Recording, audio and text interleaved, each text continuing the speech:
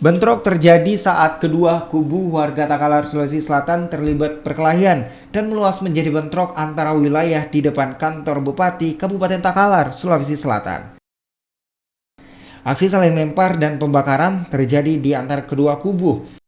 Aparat TNI Polri yang tiba di lokasi bentrokan langsung mengambil langkah penanganan dengan tembakan peringatan dan gas air mata untuk mengurangi kedua kubu. Saat berhasil dipisahkan, TNI langsung memasang kawat berduri sebagai pemisah antara kedua kubu.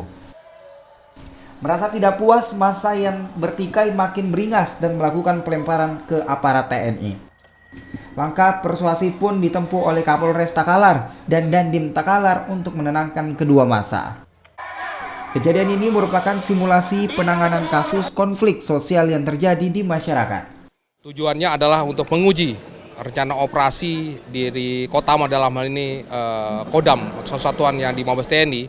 Untuk sekarang ini dalam latihan ini yang diuji adalah Kodam 14 Hasanuddin, yang diuji tentang rencana operasi yang sudah dibuat sebelumnya oleh Kodam, untuk apakah keberlakuannya dan operasional bagaimana.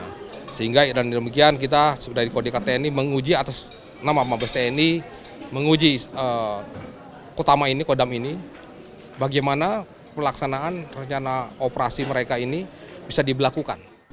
Operasi yang berlangsung selama 5 hari ini dipimpin oleh Wadan Kodiklat Mabes TNI, Marsikal Muda Ismet Ismayana, dan Kodam 14 Hasanuddin.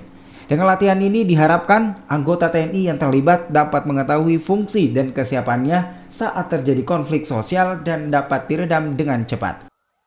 Simulasi ini juga dihadiri Bupati Takalar dan Kejaksaan Negeri Takalar.